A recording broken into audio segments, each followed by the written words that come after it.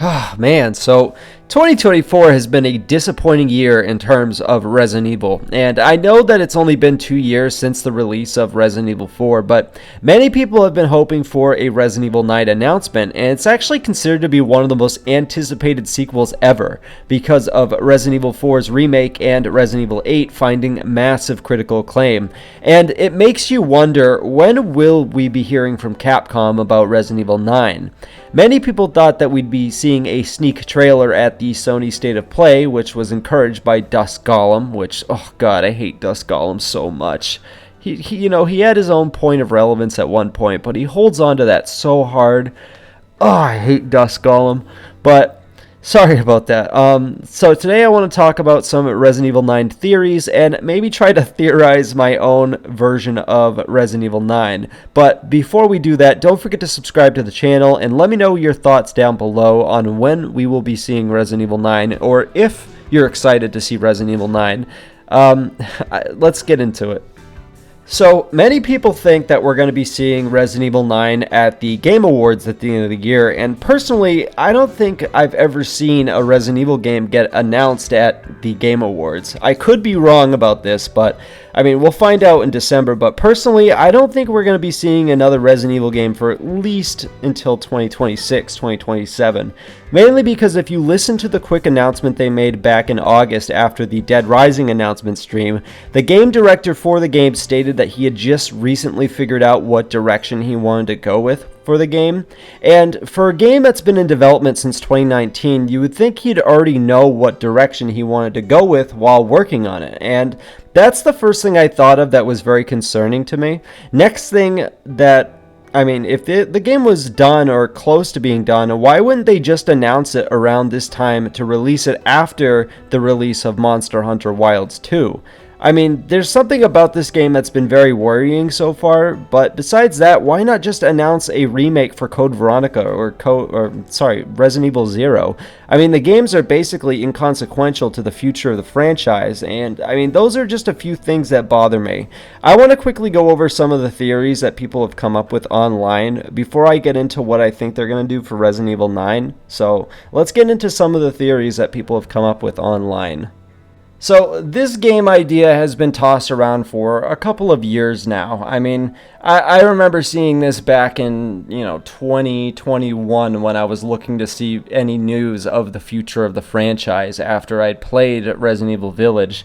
And so this is what people have been tossing around, that no one can really ever decide on what character they want to see more. I mean, the names that have come up in so many of these theories and possible leaks are Chris Redfield, Mia Winters making a return, Jill Valentine, Claire Redfield, Leon Kennedy, and Rose Winters, but nobody seems to want to stick with which character they want to see. For the most part, people are hoping that it's between Leon and Jill, or Chris and Jill, with Claire playing a supporting role. So far, the main things people have mentioned in regards to this theory of the game is the fact that it'll take place in an old village or castle, like in Resident Evil 8, with mythological creatures like Wendigos making an appearance, along with a boss being a giant dog called Barghest. And this was all claimed by a member of a 4chan article leak, but again, none of this is confirmed. They also go on to say that if Chris is the main character, then Claire will die, and this will be a massive send-off to Chris Redfield. The claims also suggest that a survivor saving system will be in the game, where different ghosts are able to take forms of innocent survivors, and if you aren't aware of this, they will wipe out your survivors or lead to multiple game paths.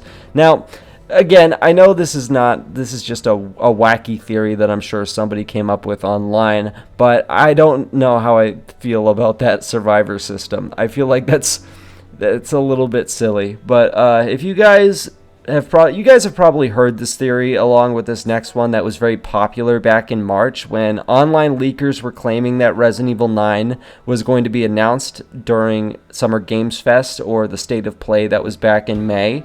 This was wrong, obviously, but the claims were that the game was going to feature Leon as he follows a bioterror attack that is going down in either South America or outside of Singapore. I can't remember the name of the place off the top of my head, but one of the two sounds right. But this didn't really have any real substance. Honestly, this might even be the closest thing that will actually end up coming true. I mean, just because there's little to no information surrounding it compared to most of these online leaks or theories that have all these crazy details that, you know, because you know what I mean. When leaks normally happen, it's in small little tidbits. It's never in giant clumps. Like, a leaker isn't just gonna fucking drop the entire script for the game. You know what I mean? But that's just one of the smaller theories that people have had. Now, one of the main things that I have heard is that this Resident Evil 9 game is supposed to be a big send-off to a lot of the old characters.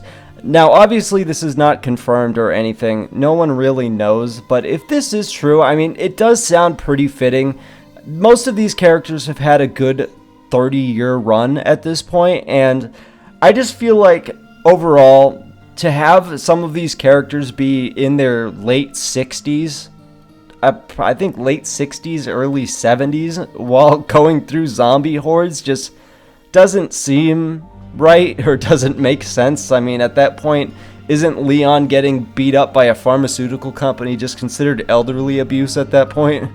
But those are all like the big theories that people have had online. I mean, the other ones are just extremely goofy. Like, let me read you this one that I found called Resident Evil Inferno, which somebody created a whole wiki page for this, and I'm only adding this in because I thought this was funny. Those are all like the most recent rumors. I mean, besides the fact that people think that this game is going to be getting announced at the Game Awards, which I am not saying is true at all, because I do not think that whatsoever. If you guys can think of a time a Resident Evil game got announced during the Game Awards, so let me know down below and I'll stand corrected, but I do not think we are getting a Resident Evil announcement this year. There's no way at this point. I mean, I would have said maybe back in like March, but at this point the year's over. There's no way we're getting one. But apparently people have been so desperate to get Resident Evil 9 news that they are willing to make their own wiki pages for just goofy ass stories that, you know, clearly would never be a real game or anything. Like, somebody took out a wiki page or made a wiki page for a version of Resident Evil 9 called the Resident Evil Inferno, where it just follows a guy named Dave who shits his pants and then the game starts. And so somebody like wrote out like a full story wiki on this. You know, you can actually go look this up. Somebody made an entire wiki page dedicated to this spoof Resident Evil 9 story. I want to mention that real quick because apparently a lot of people have been doing this online. It's kind of funny. But besides all that, next I want to talk about some of the things that I think Resident Evil 9 is going to have.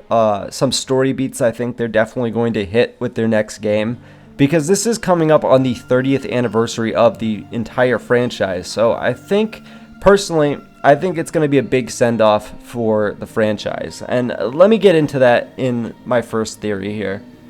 So my first idea as to what I think Resident Evil 9 is going to have, I think 100% Leon is going to be the lead character, just because we haven't seen him in a while in a mainline game, and I just feel like with how many remakes that they've made with Leon being the lead character, I mean, the pattern is definitely bound to follow, where they're going to keep Leon as the main protagonist for the series.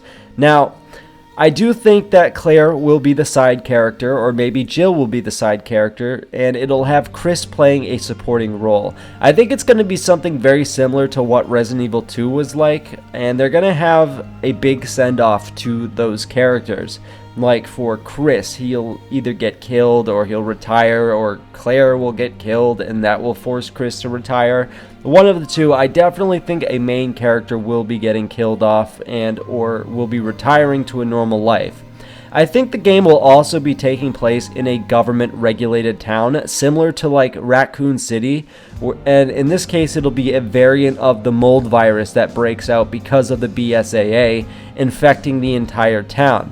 And I know that seems very basic and maybe extremely unlikely that they'll try to reuse like something that they used for Resident Evil 2, but I don't know, it's just a theory, guys. Don't pin me on that one. But let's get into my second idea that I think that they're going to have for Resident Evil 9.